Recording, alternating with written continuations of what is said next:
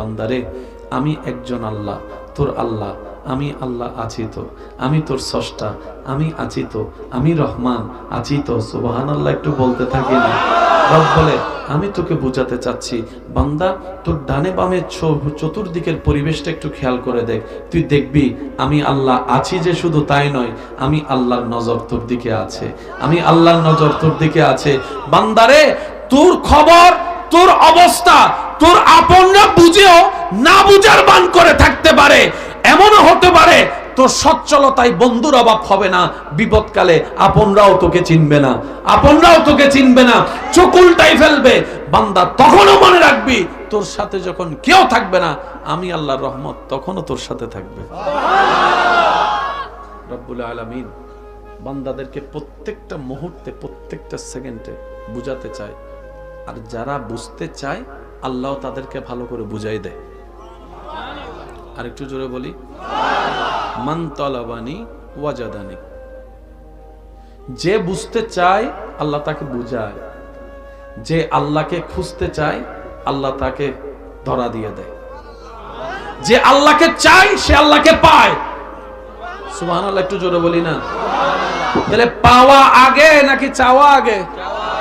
ওই চাওয়াটা যদি তৈরি হয়, ওই চাওয়ার উপর যদি ধৈর্য সহ্য পরিশ্রম রিয়াজত করতে পারি, রব্বুল আলামিন দয়া করলে ওই চাওয়াটাই একদিন পাওয়া হয়ে যাবে। আপনি আব্দুল্লাহ থেকে বলি আল্লাহ হয়ে যেতে পারে। একজন আল্লাহ, একজন আল্লাহ তিনি দেখেন, তিনি জানেন, তিনি সাহায্য করতে পারেন। এই বিশ্বাস যে বান্দার মনে বসে যায় তার আর কোনো টেনশনই নেই। একটু জোরে বলেন না? টেনশন কাদের? টেনশন কাদের? যাদের এই বিশ্বাসটা কম, দুর্বল, টেনশন তাদের। একটু জোরে বলেন না, ঠিক কিনা? এবার আমি যেটা বুঝাতে চাচ্ছি একটু খেয়াল করবেন। প্রত্যেকটা কাজ প্রথমে কি কঠিন বলে না? প্রত্যেকটা কাজ প্রথমে লেগে থাকলে, ধৈর্য ধরলে করে দেন কে? করে দেন কে? আজকে বিমান দেখেন, ইজি মনে হয়, কিন্তু এটা ভাবলে ইজি নয়। রকেট দেখেন কোথায় এখান থেকে চাঁদের দেশে চলে যাচ্ছে, এটা এত ইজি ব্যাপার নয় যতটুকু আমরা ইজি মনে হয়। কথা বললেন না? কঠিন ছিল, সহজ। এবার আসেন, আল্লাহ পাক বলে যে বান্দা আমি আসি তো, তুই এত টেনশন করস কেন?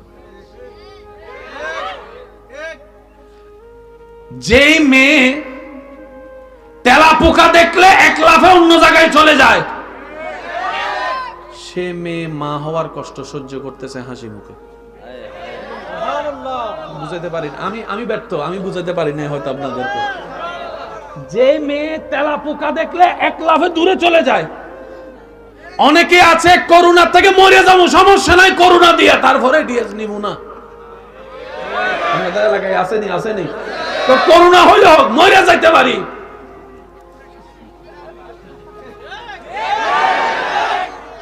আমাকে একটু বুঝাই বলেন, সেই মেয়েটা কিভাবে 10টা মাস একটা বাচ্চাকে পেটে রাখে?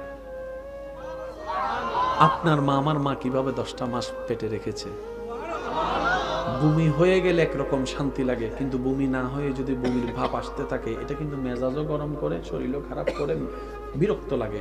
আপনার জন্য আপনার মা, আমার জন্য আমার মা কনসিভ করার পরে ভাতের ঘ্রাণও সহ্য করতে পারে নাই, তরকারির ঘ্রাণও সহ্য করতে পারে নাই, কোনো সুগন্ধও সহ্য করতে পারে নাই। বমির উপর বমি এসছে, বমির উপর বমি আসছে, কিন্তু মন ভরে বমি করতে পারে নাই। দীর্ঘদিন এই বমির যন্ত্রণা, হাঁটতে পারে নাই, বসতে পারে নাই, শুইতে পারে নাই, হাজার ব্যথা সহ্য করেছে। সন্তানকে দুনিয়ার আলো দেখানোর জন্য মরণের সাথে পর্যন্ত পাঞ্জা লড়েছে। এই কথা বলতে হয়, সমাজে বলে যেই মেয়ে একটা তেলা পোকাকে ভয় পাইত, কিভাবে সম্ভব? মনে রাখবেন, রব যখন দয়া করে কঠিনও সহজ হয়ে যায়। সুবহানাল্লাহ বলতে থাকে না? রবের যখন একটু দয়া হয়, কঠিন পথের রাস্তা আপনার জন্য সহজ হয়ে যাবে। কাঁটার রাস্তায় ফুল বিছানো আপনি পেয়ে যাবেন। জগৎ দেখবে আগুন জ্বালিয়ে রেখেছে দুশমন আপনার জন্য, আপনি আগুনের ভিতর পড়লে দেখবেন আল্লাহ আপনার জন্য জান্নাতের বাগান সাজিয়ে রেখেছে। যাই 2 নম্বরই করি, কেন করি? 2 বেলা পেটটা যেন ভরে খেতে পারি, এই জন্যই তো করি। কেন 2 নম্বরই করি? পরিবারকে যেন ভালো করে খাওয়াইতে পারি, এই জন্যই তো 2 নম্বরই করি। 2 নম্বরই কেন করি? আমি জন্ম হয়েছে মাটির ঘরে, আমার ছেলেকে রাখবো, ছেলের বউকে রাখবো আমি পাকা দালানে, এই জন্যই তো 2 নম্বরই করি। 2 নম্বরই কেন করি? আমি পড়তে গিয়েছি সাইকেলে করে, আমার ছেলে মেয়েকে আমি প্রাডো গাড়ির মধ্যে গিয়ে পড়তে পাঠাবো, এই জন্যই তো 2 নম্বরই করি। রব বলে দেনেওয়ালা আমি আল্লাহ আছি তো, ও বান্দা আমি আছি তো, তোর বিশ্বাস যদি হয় আমি নাই, যা মন চাই তা কর, আর তোর ঈমান যদি হয় আমি আল্লাহ আছি, তাহলে আমার হুকুমের অপেক্ষা কর। আমি আল্লাহ ফেরাউনকে যেহেতু দিতে পারছি, তোকে কেন দিতে পারবো না? তোকে কেন দিতে পারবো না? যে আমারে মানে নাই তারে দিয়েছি, যে আমার প্রেমিক হবে তারা তো আমি আরো বেশি দিব। ফেরাউনকে দুনিয়াতে দিয়েছি, আমার প্রেমিকদেরকে দুনিয়াতেও দিব, আখিরাতেও দিব।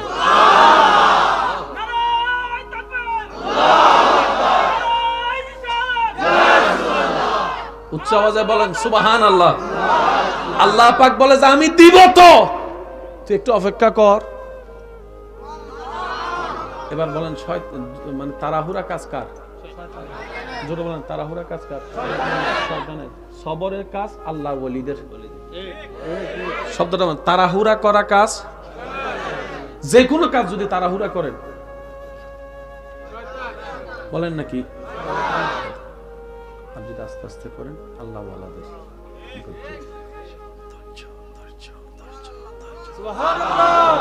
ধৈর্য কাকে বলে? এক কথায় বলি, আল্লাহ আপনার জন্য যে নিয়ামত, যে সালের, যে তারিখে, যে বারে, যতটা বাজে লিপিবদ্ধ করে রেখেছেন, ওই বার, ওই তারিখ, ওই সময় আসা পর্যন্ত যে বান্দা আল্লাহর সন্তুষ্টির দিকে তাকিয়ে হা হুতাশ না করে অপেক্ষা করবে, এটার নামই ধৈর্য। আর একটু জোরে বলি না? এবার যখন আপনার জীবন চলার পথে হঠাৎ করে দেখবেন কিছু টাকার দরকার হয়ে গেছে, কিন্তু আপনার প্রস্তুতি নেই, হয় না এরকম? অকারণে, মানে হঠাৎ করে দরকার হয়ে গেছে, কম বেশি সবারই। এটা আল্লাহর পক্ষ থেকে নিয়ামতের পরীক্ষা। আর একটু জোরে বলি, আল্লাহ পাক বলে যে আমি তো দিই, আজকে তোকে দেওয়ার আগে পরীক্ষা করবো যেন না দিয়া। আল্লাহ কেন? রব বলে যে আমি দেখতে চাই, যখন দিয়েছি তখন তো ভালোই খুশি ছিলি, না দিলে কোনো রাগ করস কিনা, না দিলে কোনো আপত্তি করস কিনা, না দিলে কখনো আমার উপর কোনো রাগ করস কিনা, আমি সেটা দেখতে চাই, আমি সেটা দেখতে চাই। মনে রাখবেন, ধৈর্য ধরার চাইতে বড় কঠিন হচ্ছে শুকরিয়া করা। শুনতে একটু অন্যরকম লাগলেও ভিতরে কিন্তু কথাটা বড় জটিল। ধৈর্য ধরার চাইতে কঠিন হচ্ছে শুকরিয়া করা। ভাইয়া কষ্ট না হলে একটু বলেন, ধৈর্য ধরার চাইতে বড় কঠিন হচ্ছে কি করা? ধৈর্য আপনি কোনো না কোনো ভাবে ধরে ফেলতে পারবেন, কিন্তু শুকরিয়া করা বড় কঠিন বিষয়, বড় কঠিন বিষয়। রব বলে আমি যখন দিই নাই তখন তোর ভিতরে দেখতে চাই, যে সময় দিয়েছি ওই সময় শুকরিয়া যেন তুই করস কি করস না, আমি সেটা দেখতে চাই। যদি দেখি তুই না দেওয়ার পরও আমি আল্লাহ তোকে, তুই শুকরিয়া করছিস, আমি আল্লাহ তোকে লা ইন শাকারতুম লা আযীদান্নাকুম ওয়াদা মোতাবেক আমি আল্লাহ নিয়ামত আরো বাড়াই দিব, বাড়াই দিব, বাড়াই দিব। বলেন উনি আছে, তাহলে আমাদের আর কোনো টেনশন? টেনশন কাদের? উনি যার কাছে নাই। তাহলে আপনাকে এখন আমার দিকে তাকানোর দরকার নাই, আমি আপনার দিকে তাকানোর দরকার নাই। আমি আমার দিকে তাকাই, আপনি আপনার দিকে তাকান, উত্তর শেষ, সমাজের জামিলাও শেষ। বলেন না সুবহানাল্লাহ? আর একটু জোরে বলা যাবে সুবহানাল্লাহ? মন খুলে একবার বলেন সুবহানাল্লাহ। এবার আসেন, যত জামিলাগুলোর কি কারণগুলো কি আইডেন্টিফাই হচ্ছে? বলেন, আপনি আমি 5 টাকার জন্য যে টেনশন করি, এদিকে ইমাম হুসাইনের কারবালার ময়দানে সব লুণ্ঠন হয়ে যাচ্ছে, টেনশন নেই। ইমাম হুসাইনের সন্তান শহীদ হয়েছে, কিন্তু ইমাম হুসাইনের টেনশন, উনি নামাজে দাঁড়ায় গেছে। একটু জোরে বলেন। যেই ইবাদতে কষ্ট বেশি, সেই ইবাদতের নিয়ামতও বেশি। সুবহানাল্লাহ বলি, আর একটু জোরে বলি। যেই ইবাদতের কষ্ট বেশি, সেই ইবাদতের নিয়ামত বেশি, যেই কাজের পরিশ্রম বেশি সেই কাজের সফলতাও বেশি। আপনারাও হয়তো আমার সাথে একমত হবেন, বান্দা মন থেকে, যে কোনো বান্দা, আমি কোনো মুসলিমের কথা বলছি না, যে কোনো বান্দা যে কোনো কাজ যত কঠিনই হোক, মন থেকে চেয়ে লেগে থেকে কাজগুলা করতে থাকে, একদিন না একদিন সেই কাজ, সেই বিষয় আল্লাহ তাআলা তার কন্ট্রোলে নিয়ে আসে। সুবহানাল্লাহ জোরে বলি। একটা কাগজের বিমান যেখানে বাতাসে ভাসিয়ে রাখা আপনার আমার পক্ষে সম্ভবপর নয়, 200-300-400 যাত্রী নিয়ে এত ওজনের টনের বিমান আকাশে উড়ে যাচ্ছে এক দেশ থেকে অন্য দেশে। যিনি আবিষ্কার করেছেন উনি বৈজ্ঞানিক নামে আপনি আমি যদি বলেও থাকি আবিষ্কারক নামে, ওই ব্যক্তিকে এই আবিষ্কারকের যিনি জ্ঞান দিয়েছেন তিনিই আপনার আমার রব, রব্বুল আলামিন। একটা আংটি বেশায় রাখা যায় না, কিন্তু পুরো বিমান বেশে থাকে। যারা বিমানে চড়েছেন তাদের অভিজ্ঞতা আছে, বিমানে মাঝে মধ্যে টার্বুলেন্স হয়, একটু জোরে বলি। আবার মাঝে মধ্যে বিমান হঠাৎ করে দেখবেন নিচে নেমে যাচ্ছে, আবার হঠাৎ করে উপরে চলে যাচ্ছে। প্রতিটা সেকেন্ডে প্রখর শক্তিশালী বাতাসের মোকাবেলা করে বিমানকে যেতে হচ্ছে যাত্রীদেরকে নিয়ে, এক দেশ থেকে অন্য দেশে যাচ্ছে। যাত্রীও জানে পৌঁছাবো কিনা, নিশ্চয়তা নেই। পাইলটও বলে নিশ্চয়তা নেই। তাই শুরুটা করে আল্লাহর নাম দিয়ে। সুবহানাল্লাহ একটু জোরে বলুন। যখন বিমান টার্বুলেন্সে যায়, মাঝে মধ্যে এমন প্রখর ভাবে টার্বুলেন্স করে ভূমিকম্পকে হার মানায়, তখন ভিতরে যারা যাত্রী থাকে, যাদের জবানে মাসে 3 মাসে আল্লাহর নামটা না আসে, তারাও পর্যন্ত আল্লাহ নামের জিকির করতে শুরু করে। অনেক সময় এমনও দেখা যায় যারা সচরাচর আল্লাহ নামের স্রষ্টাকে মানতে চায় না, অন্যভাবে মানে, তারাও দেখা যায় আল্লাহ বাঁচাও, আল্লাহ বাঁচাও, আল্লাহ বাঁচাও, আল্লাহ বাঁচাও করতে থাকে। আমার কথা কিন্তু কষ্ট নিয়েন না, বাস্তবতা তুলে ধরার চেষ্টা করছি। ভিতরে যা আছে তা একদিন না একদিন বের হবেই হবে। কথা বলেন ঠিক না? ওই বিমানটা যখন যায়, যদি বাতাস পিছন থেকে হয়, যাত্রা পথটা একটু কম সময় লাগে। এক শক্তি ইঞ্জিনের আর এক শক্তি বাতাসের। যদি উল্টা পথের বাতাস হয়, যাত্রাটা বড় কঠিন হয়ে যায়। এই বিমানে এতগুলা যাত্রী নিয়ে একটা সময় 24 সালে বাংলাদেশ থেকে মানুষ আমেরিকা যাবে ভাবতেও পারে নাই। আজকে সেটা একদম ইজি এবং বাস্তব হয়েছে। বিষয়টা ছিল বড় চ্যালেঞ্জিং এবং কঠিন, কিন্তু সে বান্দা যখন আপন জায়গায় চেষ্টা করেছে, রব্বুল আলামিন দয়া করে সহজ করে দিয়েছে। একটু জোরে বলি না সুবহানাল্লাহ। আল্লাহর কাজ কিন্তু আল্লাহ করেই নেই, কোনো কাউকে আল্লাহ আটকায় রাখে না। মাহফিল কমিটির ভাইরা হয়তো আমার সাথে একমত হবেন, অনেক সময় মাহফিলের ডেট কাছে চলে আসে, কিন্তু তেমন প্রস্তুতি বলে না, যেমন প্রস্তুতি অনেকে টেনশনে করছে, কি করব কালকে মাহফিল। এই মাহফিল হয়ে সবকিছু হয়ে মোনাজাত হয়ে তাবারুক দিয়ে সব শেষ, মাহফিল কমিটি ঘরে যায়। এখন কালকেও তো টেনশন করতেছিলাম কেমনে হবো, আজকে দেখি সব শেষ হয়ে কেমনে। আল্লাহ কয় আমি আছি তো, তুই টেনশন করস কেন? আর একটু জোরে বলি না সুবহানাল্লাহ। কত মেয়ে ছেলের বাবা বিয়ের ডেট ঠিক করেছে, ছেলে মেয়ের সব আত্মীয় স্বজনকে দাওয়াত দেওয়া শেষ, কিন্তু সে আয়োজন করার টাকা ব্যবস্থা এখনো হয় নাই। অনেক বিদেশ যাত্রী আমার প্রবাসী ভাইরা একমত হবেন, ভিসা চলে এসেছে, টিকিট করার টাকা নাই, এমনও সময় দেখেছে, কিন্তু কোনো না কোনো ভাবে ব্যবস্থা হয়েছে। আমার ভাই টিকিট কেটে বিদেশ চলে গিয়ে 5 বছর 7 বছর পরে এসেছে, ভালো পজিশন পেয়েছে। ওই মেয়ে ছেলের বাবাটা বিবাহ দিয়ে তার ছেলে মেয়েকে, এখন নাতিকে কাঁধে নিয়ে হাঁটতেছে। বিষয়টা হয় কিভাবে? মনে রাখবেন, আল্লাহ তাআলা বান্দাদেরকে প্রতিটা মুহূর্তে জানাই দিতে চাইবা। সবকিছু প্রথম দিকে কঠিন হয়, বলেন সবকিছু প্রথম দিকে আস্তে আস্তে আস্তে আস্তে আস্তে সহজ হয়। গণিত পরীক্ষার আগে যে ছেলেটা আল্লাহর কাছে হাজারবার দোয়া করেছে, আল্লাহ পাস করাই দাও, জীবনও আর গণিত নিয়ে পড়বো না, এরকম অনেক গণিতের ছাত্র এখন গণিতের মাস্টার হয়ে বসে আছে। যদি আমি ভুল বলে না থাকি একটু আওয়াজ দেন না, ঠিক কিনা? অনেকের সায়েন্স নিয়ে পড়ার আগ্রহ থাকে, অনেকে আগ্রহ ওই আবেগে পড়ে নিয়েও ফেলে। 3 মাস ক্লাস করার পরে যখন দেখে ফিজিক্স, কেমিস্ট্রি, বায়োলজির একটা ঠেলা ডেলি,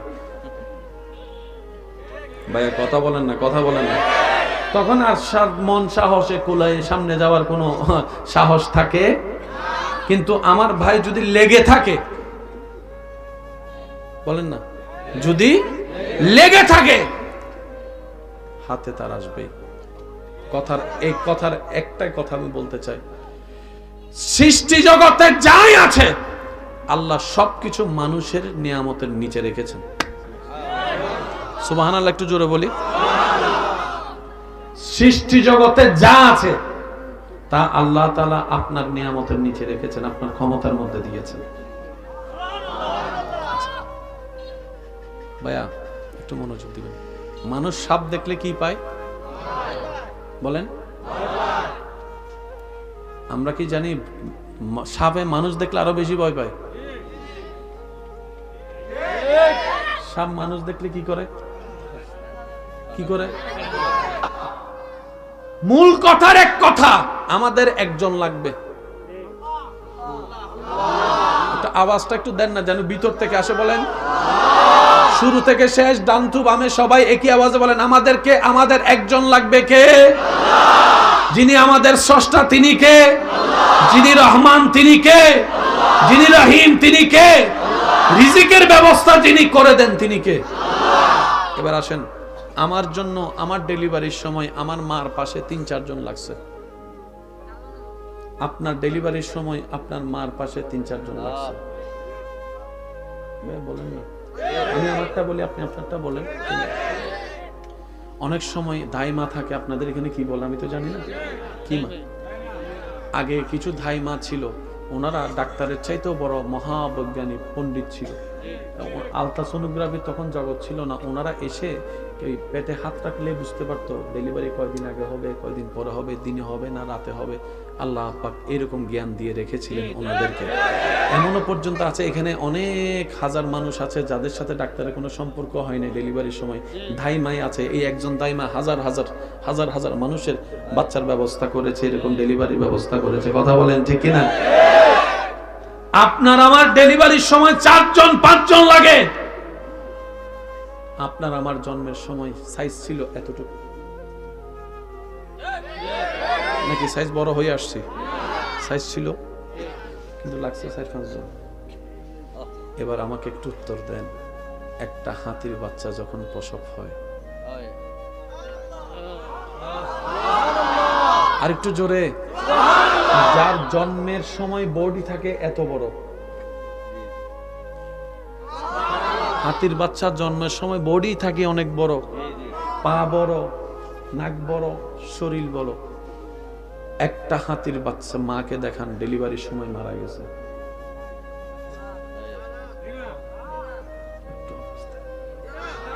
আচ্ছা, এটা না হয় অনেকটা সহজ মনে হচ্ছে। এবার আসেন ওই হরিণগুলার কথা চিন্তা করি, যে হরিণগুলার শিং লম্বা হয়, বড় হলে জন্মের সময় কিছু শিং তাদের কাছে থেকে যায়। এই শিংওয়ালা হরিণ ডেলিভারি হলো তো হলো কিভাবে? বাঘের বাচ্চা হলো তো হলো কিভাবে? সিংহের বাচ্চা হলো তো হলো কিভাবে? আমি সুবহানাল্লাহর আওয়াজ শুনতে চাইবো আপনাদের মুখ থেকে। এমনভাবে সুবহানাল্লাহ বলবেন, এই সুবহানাল্লাহ বলে রবের পবিত্রতার যে প্রশংসা করেন, আল্লাহ যেন এই সুবহানাল্লাহ শুনে খুশি হয়ে আমাদের জীবনটাকে যেন পবিত্র বানায় দেয়, আমাদের জীবনটাকে পবিত্র বানায় দেয়।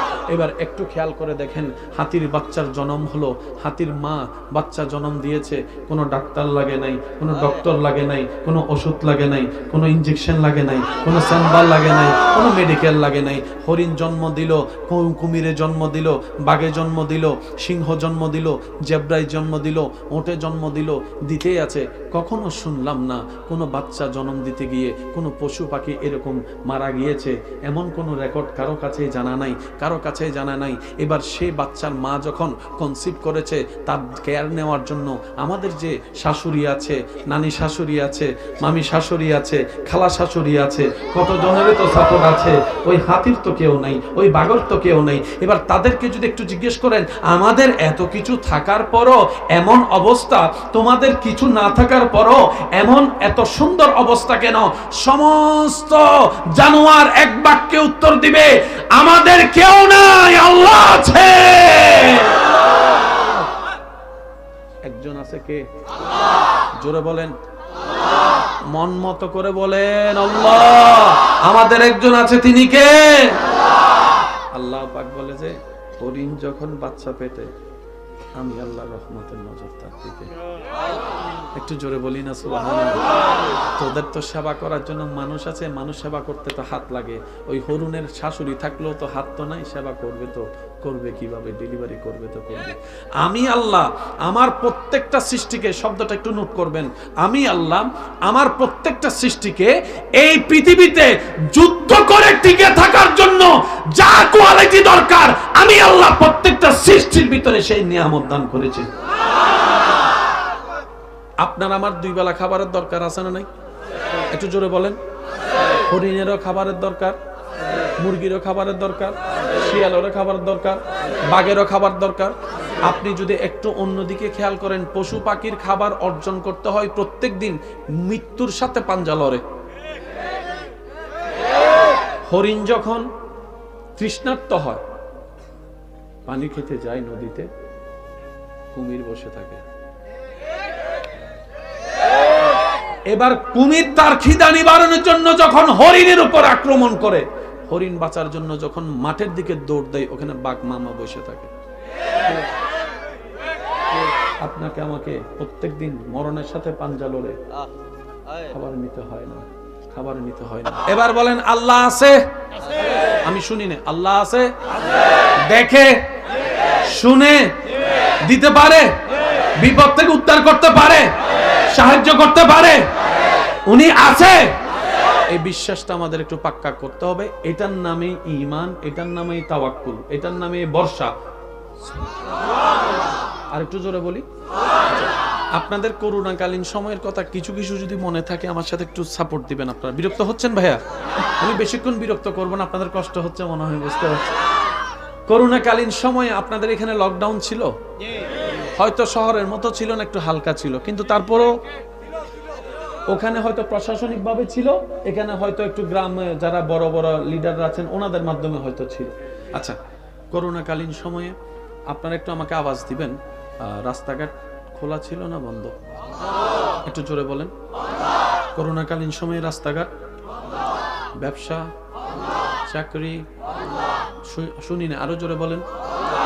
স্কুল, কলেজ, মাদ্রাসা, হেফজখানা, বেশি বেশি গাড়ি চলা, বিমানবন্দর, আরো জোরে বলেন। আপনার কি জানি বলে, ওই পোর্ট বন্দর, ব্যবসা, চাকরি, খাওয়া দাওয়া,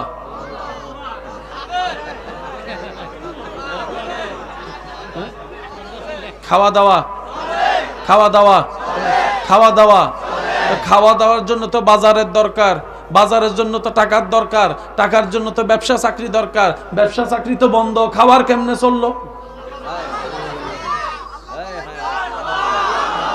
আমি শুনি নাই, শুনি নাই, সুবহানাল্লাহ, শুনি নাই। এমন ভাবে সুবহানাল্লাহ বলেন যেন শয়তানের গালে একটা জুতার বাড়ি পড়ে। আর একটু ইমানি গর্জন দিয়ে বলেন, সব বন্ধ। তাও কি কম চলছে না, বেশি চলছে? জোরে কম না। এমন কি কখনো হয়েছে খাবার অভাবে দুই বেলা উপবাস ছিলেন? এমন কেউ থাকলে হাত তুলেন, হাত তুলেন, হাত তুলেন। একজনের খাবার ছিল মাত্র 10 জনে মিলে খাইছেন, এমন হয়েছে? ঠিকই দুই বেলা ব্যবসা, ব্যবসা, চাকরি, বাজারও খুলছে কিন্তু লিমিটেড, এতটা থেকে এতটা, এবার বেশি আসলে মার মার মার। আর আমরা বাঙালিরাও খুব মারাত্মক, মৃত্যুরে ভয় পাই না, পুলিশের ডান্ডার বাড়িরে ভয় পাইছে। এ ঘরের বাইরে যাস না, করোনা আছে। বাচ্চা কয় করোনাটা কি কালা না সুন্দর, আমি একটু দেখতাম। কিন্তু যখন কইছে আর্মি আইতাছে, লুঙ্গি ফালাইয়া দিছে ধরে। আছে না নাই? জোরে বলেন আছে না নাই? সব বন্ধ। আল্লাহ পাক বলে তোদেরকে করোনা দিছি যেন আমি তোদেরকে বুঝাইতে পারি আমি আছি তো, আমি আছি তো, আমি আছি তো, আমি আছি তো। বলেন না সুবহানাল্লাহ। করোনা কালীন সময়ে এটা ধরা যাবে না, থাকতে পারে করোনা, তো কি করব? 2 জন 3 ফিট দূরে।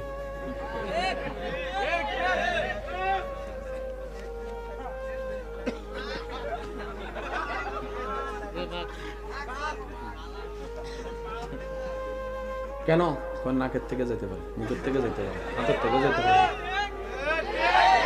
আমি শ্রদ্ধার সাথে বলছি, এটাকে আমরা শ্রদ্ধা করেছি, মেনেছি। আইনকে মানা দরকার, আমরা মেনেছি। কিন্তু একটা কথা এসে সবাই শেষ পারে বলেছে, সেটা কি জানেন? এই করোনাতে অনেক মানুষ মারা গেছে, কোনো পাগল মরছে নি।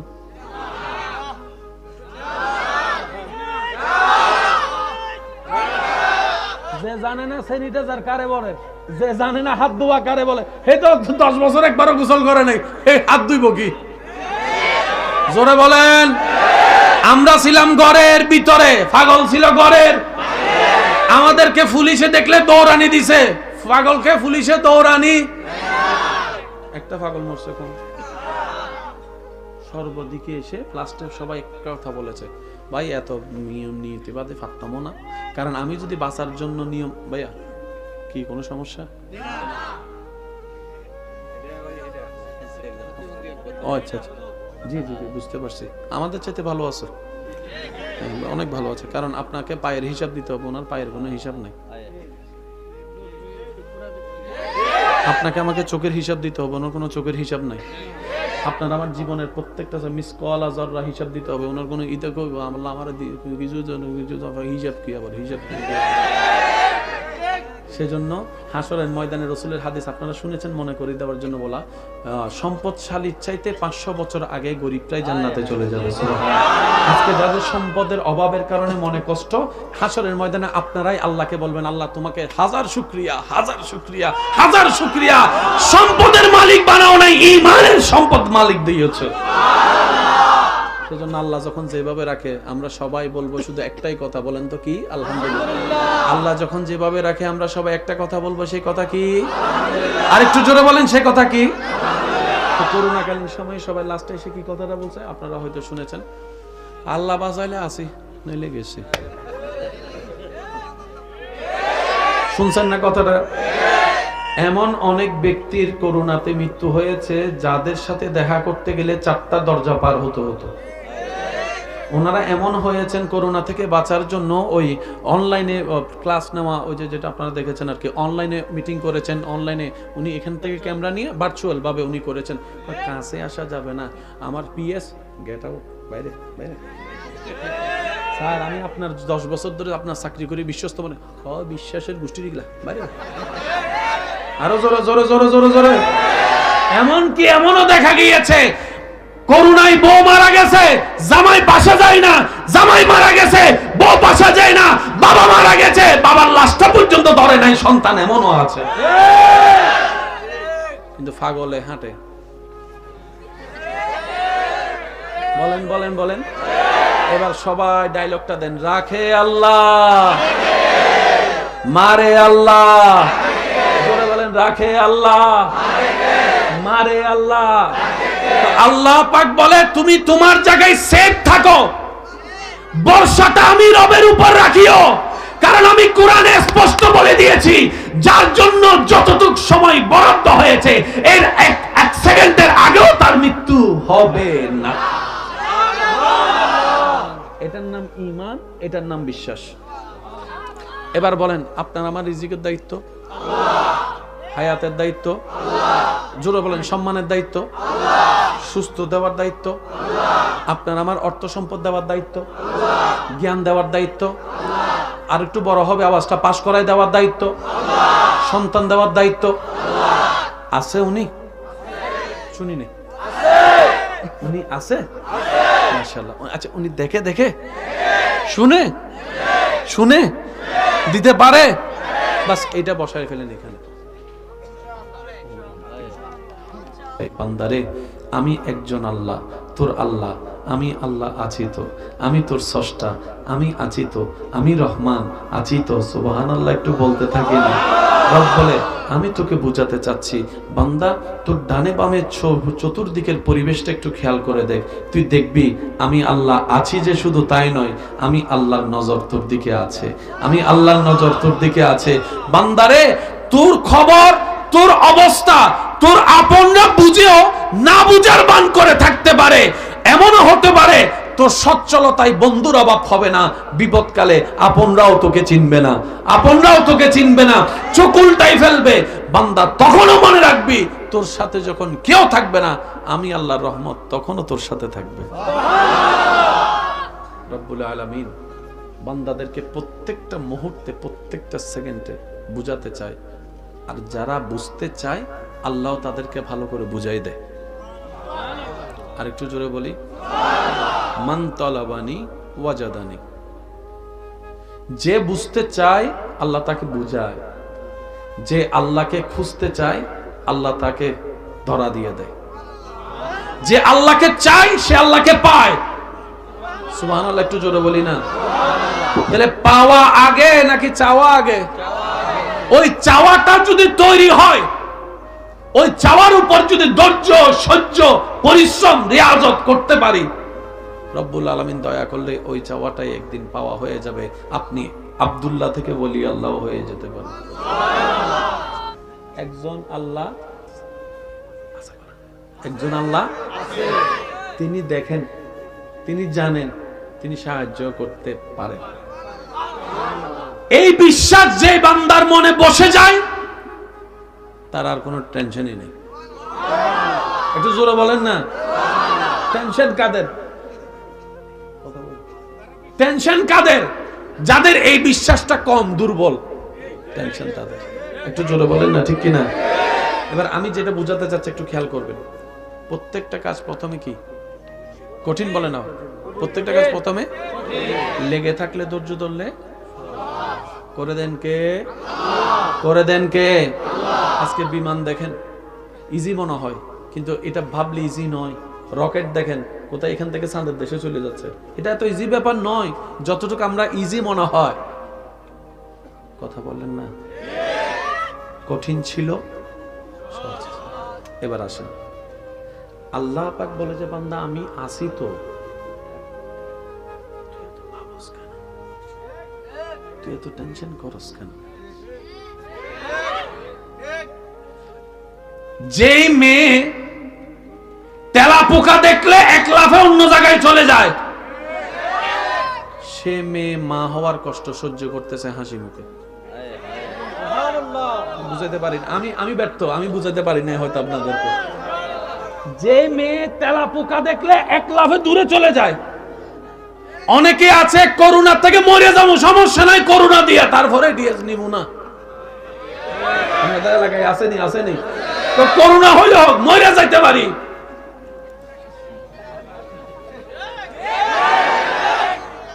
আমাকে একটু বুঝাই বলেন, সেই মেয়েটা কিভাবে 10টা মাস একটা বাচ্চাকে পেটে রাখে? আপনার মা, আমার মা কিভাবে 10টা মাস পেটে রেখেছে? বমি হয়ে গেলে একরকম শান্তি লাগে, কিন্তু বমি না হয়ে যদি বমির ভাব আসতে থাকে, এটা কিন্তু মেজাজও গরম করে, শরীরও খারাপ করে, বিরক্ত লাগে। আপনার জন্য আপনার মা, আমার জন্য আমার মা কনসিভ করার পরে ভাতের ঘ্রাণও সহ্য করতে পারে নাই, তরকারির ঘ্রাণও সহ্য করতে পারে নাই, কোনো সুগন্ধও সহ্য করতে পারে নাই। বমির উপর বমি এসছে, বমির উপর বমি আসছে, কিন্তু মন ভরে বমি করতে পারে নাই। দীর্ঘদিন এই বমির যন্ত্রণা, হাঁটতে পারে নাই, বসতে পারে নাই, শুইতে পারে নাই, হাজার ব্যথা সহ্য করেছে। সন্তানকে দুনিয়ার আলো দেখানোর জন্য মরণের সাথে পর্যন্ত পাঞ্জা লড়েছে, এই কথা বলতে হয়। সমাজে বলে যেই মেয়ে একটা তেলাপোকাকে ভয় পাইত, কিভাবে সম্ভব? মনে রাখবেন, রব যখন দয়া করে কঠিন ও সহজ হয়ে যায়। সুবহানাল্লাহ বলতে থাকেন। রবের যখন একটু দয়া হয়, কঠিন পথের রাস্তা আপনার জন্য সহজ হয়ে যাবে। কাঁটার রাস্তায় ফুল বিছানো আপনি পেয়ে যাবেন। জগৎ দেখবে আগুন জ্বালিয়ে রেখেছে দুশমন আপনার জন্য, আপনি আগুনের ভিতর পড়লে দেখবেন আল্লাহ আপনার জন্য জান্নাতের বাগান সাজিয়ে রেখেছে। যাই 2 নম্বরই করি, কেন করি? 2 বেলা পেটটা যেন ভরে খেতে পারি, এই জন্যই তো করি। কেন 2 নম্বরই করি? পরিবারকে যেন ভালো করে খাওয়াইতে পারি, এই জন্যই তো 2 নম্বরই করি। 2 নম্বরই কেন করি? আমি জন্ম হয়েছে মাটির ঘরে, আমার ছেলেকে রাখবো, ছেলের বউকে রাখবো আমি পাকা দালানে, এই জন্যই তো 2 নম্বরই করি। 2 নম্বরই কেন করি? আমি পড়তে গিয়েছি সাইকেলে করে, আমার ছেলে মেয়েকে আমি প্রাডো গাড়ির মধ্যে গিয়ে পড়তে পাঠাবো, এই জন্যই তো 2 নম্বরই করি। রব বলে দেনেওয়ালা আমি আল্লাহ আছি তো, ও বান্দা আমি আছি তো। তোর বিশ্বাস যদি হয় আমি নাই, যা মন চাই তা কর, আর তোর ঈমান যদি হয় আমি আল্লাহ আছি, তাহলে আমার হুকুমের অপেক্ষা কর। আমি আল্লাহ ফেরাউনকে যেহেতু দিতে পারছি, তোকে কেন দিতে পারবো না? তোকে কেন দিতে পারবো না? যে আমারে মানে নাই তারে দিয়েছি, যে আমার প্রেমিক হবে তারা তো আমি আরো বেশি দিব। ফেরাউনকে দুনিয়াতে দিয়েছি, আমার প্রেমিকদেরকে দুনিয়াতেও দেব, আখিরাতেও দেব।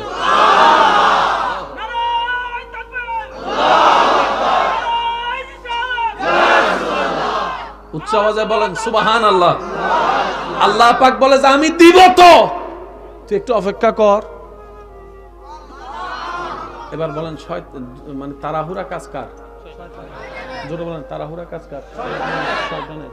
সবরের কাজ আল্লাহ ওয়ালিদের। শব্দটা তাড়াহুড়া করা কাজ, যে কোনো কাজ যদি তাড়াহুড়া করেন, বলেন নাকি, আর যদি আস্তে আস্তে করেন আল্লাহ ওয়ালাদের।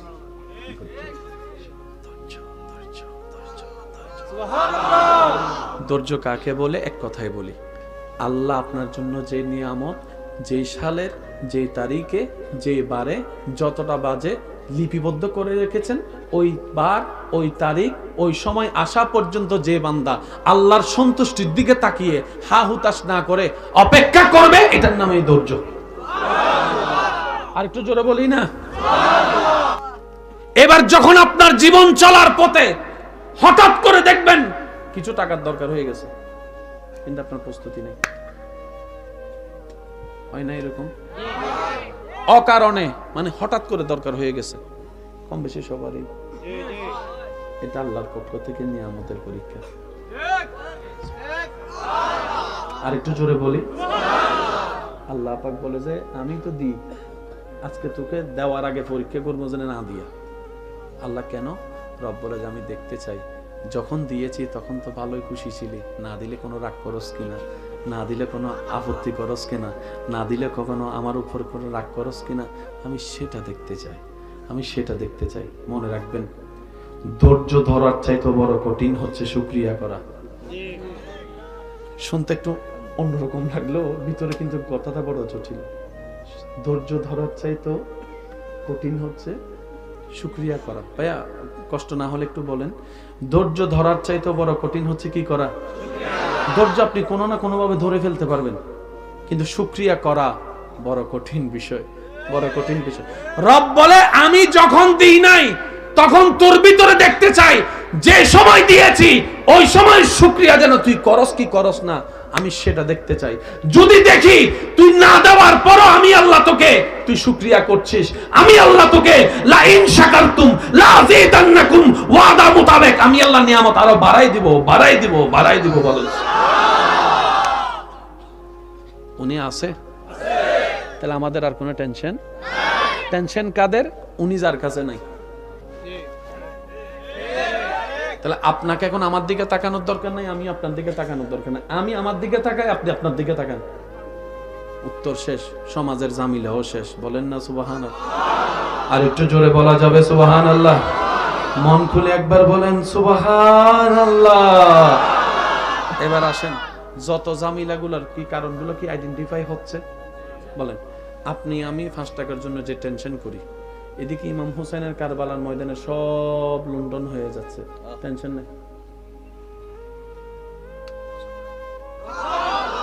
ইমাম হুসাইনের সন্তান শহীদ হয়েছে, কিন্তু ইমাম হুসাইনের টেনশন, উনি নামাজে দাঁড়ায় গেছে।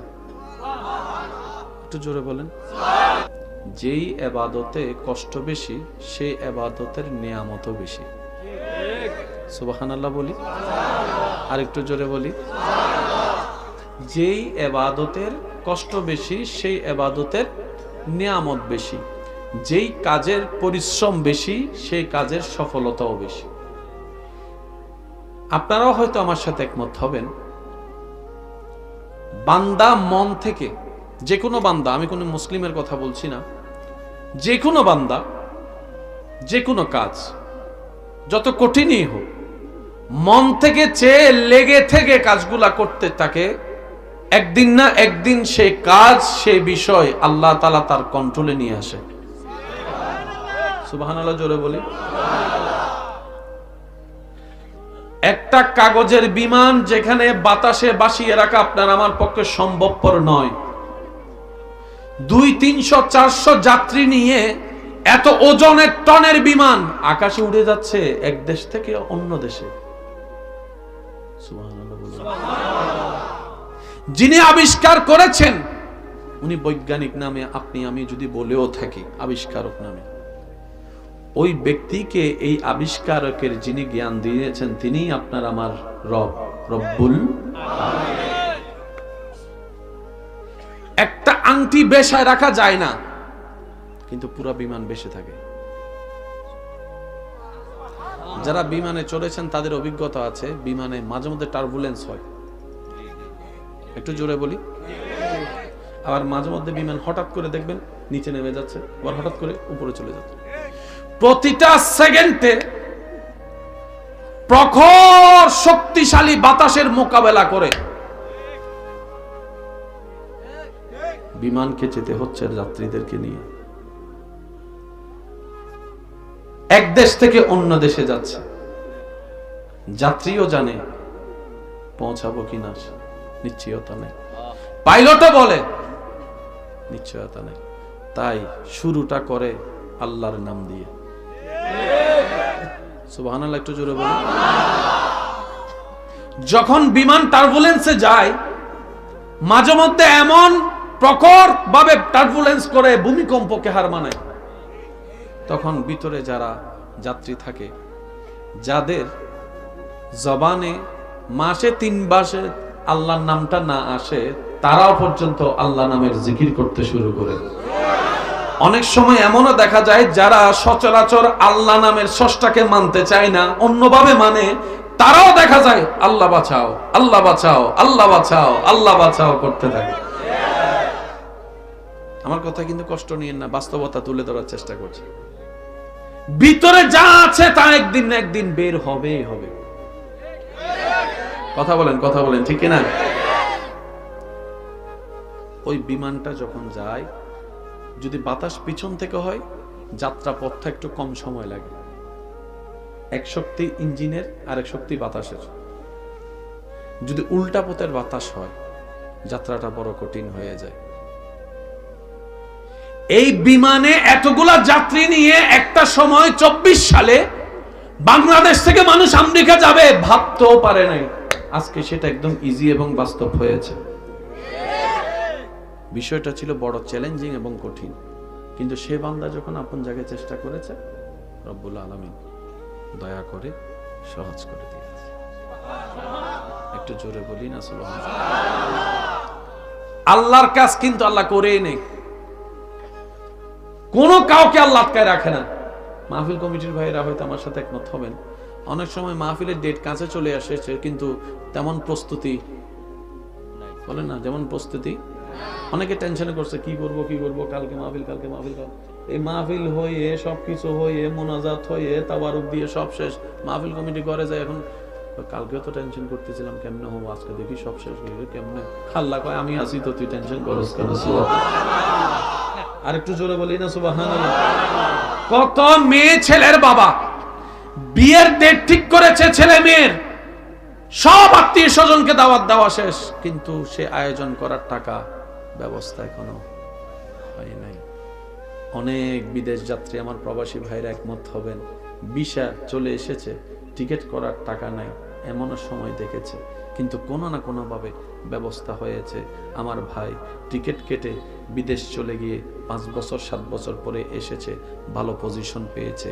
ওই মেয়ে ছেলের বাবাটা বিবাহ দিয়ে তার ছেলে মেয়েকে এখন নাতিকে কাঁধে নিয়ে হাঁটতেছে। বিষয়টা হয় কিভাবে? মনে রাখবেন, আল্লাহ তাআলা বান্দাদেরকে প্রতিটা মুহূর্তে জানাই দিতে চাই, সবকিছু প্রথম দিকে কঠিন হয়। বলেন, সবকিছু প্রথম দিকে আস্তে আস্তে আস্তে আস্তে আস্তে সহজ হয়। গণিত পরীক্ষার আগে যে ছেলেটা আল্লাহর কাছে 1000 বার দোয়া করেছে, আল্লাহ পাস করাই দাও, জীবনও আর গণিত নিয়ে পড়বো না, এরকম অনেক গণিতের ছাত্র এখন গণিতের মাস্টার হয়ে বসে আছে।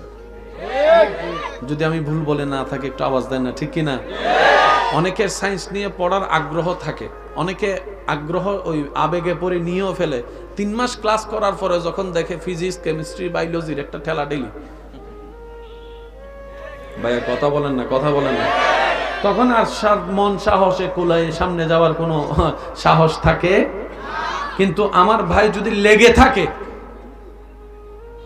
বলেন না, যদি লেগে থাকে হাতে তার আসবে। কথার একটাই কথা আমি বলতে চাই, সৃষ্টি জগতে যাই আছে আল্লাহ সবকিছু মানুষের নিয়ামতের নিচে রেখেছেন। সুবহানাল্লাহ, একটু জোরে বলি। সৃষ্টি জগতে যা আছে তা আল্লাহ তাআলা আপনার নিয়ামতের নিচে রেখেছেন, আপনার ক্ষমতার মধ্যে দিয়েছেন।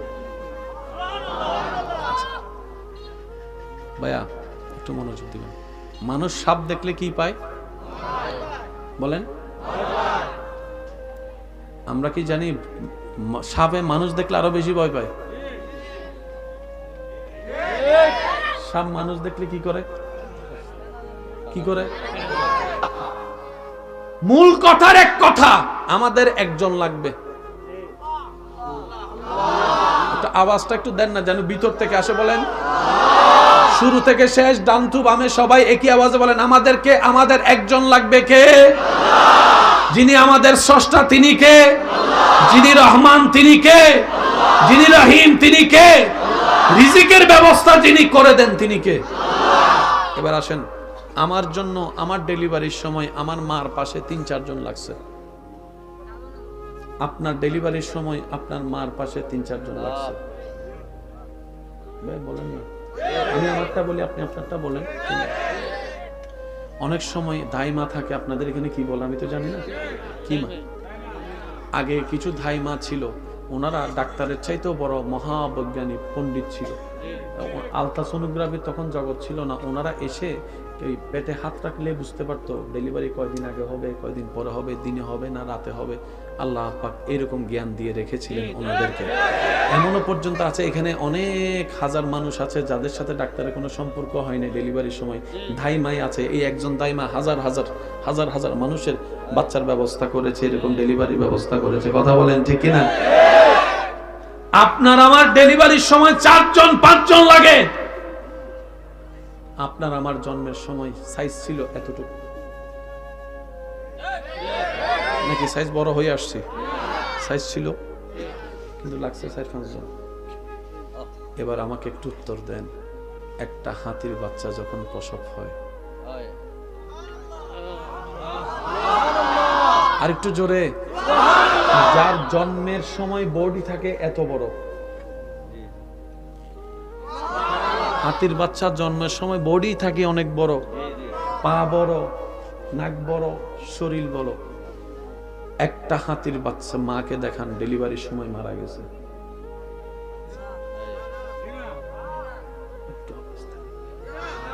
আচ্ছা, এটা না হয় অনেকটা সহজ মনে হচ্ছে। এবার আসেন ওই হরিণগুলার কথা চিন্তা করি, যে হরিণগুলার শিং লম্বা হয়, বড় হলে জন্মের সময় কিছু শিং তাদের কাছে থেকে যায়। এই শিংওয়ালা হরিণ ডেলিভারি হলো তো হলো কিভাবে, বাঘের বাচ্চা হলো তো হলো কিভাবে, সিংহের বাচ্চা হলো তো হলো কিভাবে। আমি সুবহানাল্লাহর আওয়াজ শুনতে চাইবো আপনাদের মুখ থেকে। এমনভাবে সুবহানাল্লাহ বলবেন, এই সুবহানাল্লাহ বলে রবের পবিত্রতার যে প্রশংসা করেন, আল্লাহ যেন এই সুবহানাল্লাহ শুনে খুশি হয়ে আমাদের জীবনটাকে যেন পবিত্র বানায় দেয়, আমাদের জীবনটাকে পবিত্র বানায় দেয়।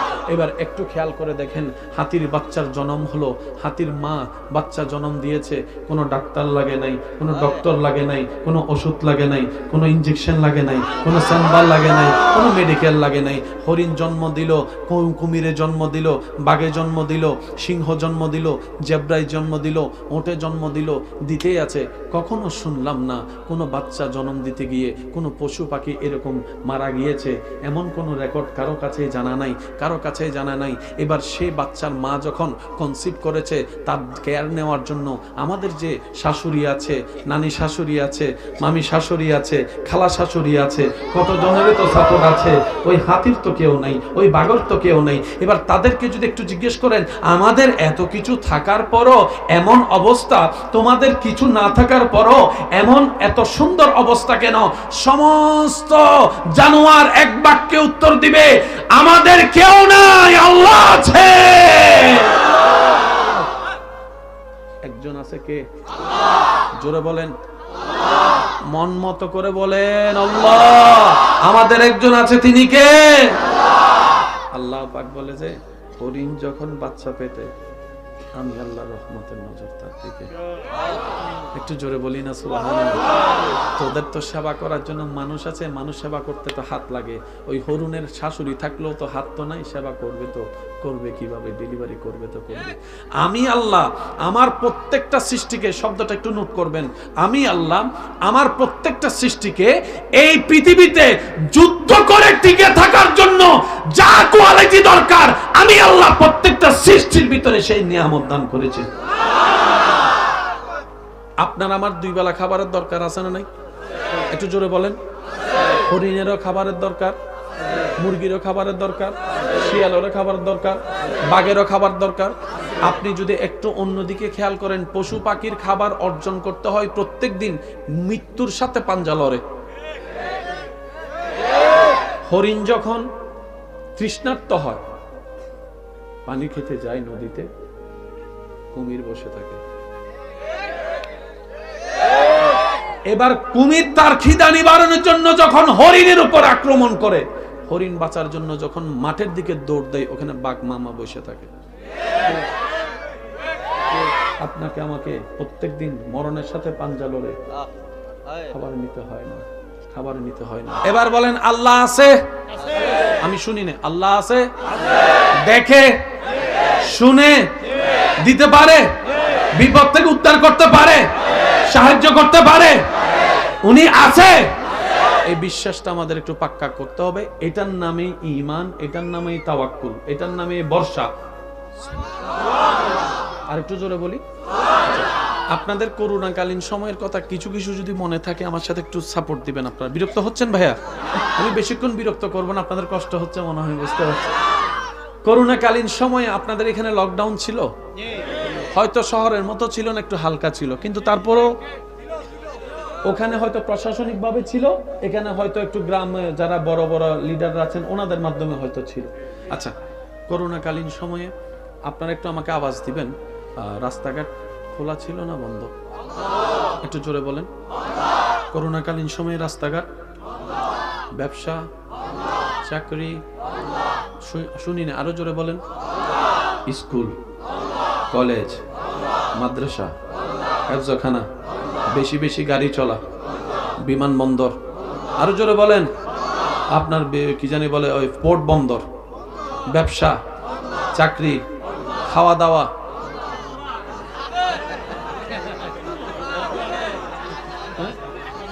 খাওয়া দাওয়া, খাওয়া দাওয়া, খাওয়া দাওয়া।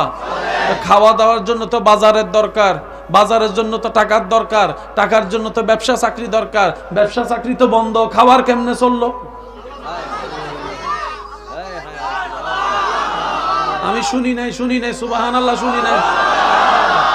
এমন ভাবে সুবহানাল্লাহ বলেন যেন শয়তানের গালে একটা জুতার বাড়ি পড়ে। আর একটু ইমানি গর্জন দিয়ে বলেন, সব বন্ধ। তাও কি কম চলছে না বেশি চলছে? জোরে কম না।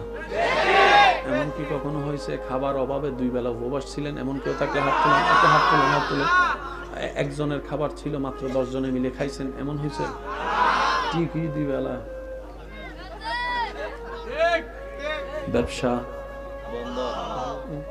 ব্যবসা চাকরি বাজারও খুলছে কিন্তু লিমিটেড, এতটা থেকে এতটা, এবার বেশি আসলে মার।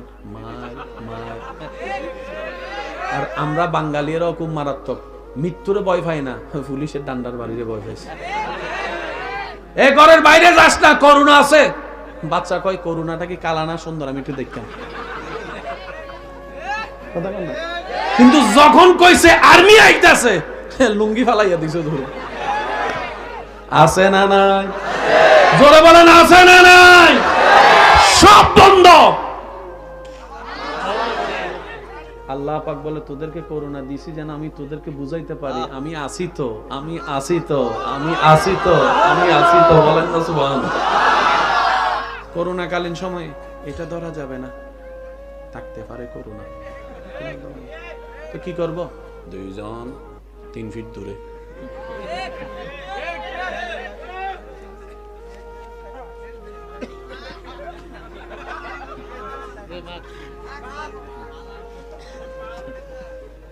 কেন? নাকের থেকে যেতে পারে, মুখের থেকে যেতে পারে, হাতের থেকে যেতে পারে। আমি শ্রদ্ধার সাথে বলছি, এটাকে আমরা শ্রদ্ধা করেছি, মেনেছি। আইনকে মানা দরকার, আমরা মেনেছি। কিন্তু একটা কথা এসে সবাই শেষ পারে বলেছে, সেটা কি জানেন? এই করোনাতে অনেক মানুষ মারা গেছে, কোনো পাগল মরছে নি।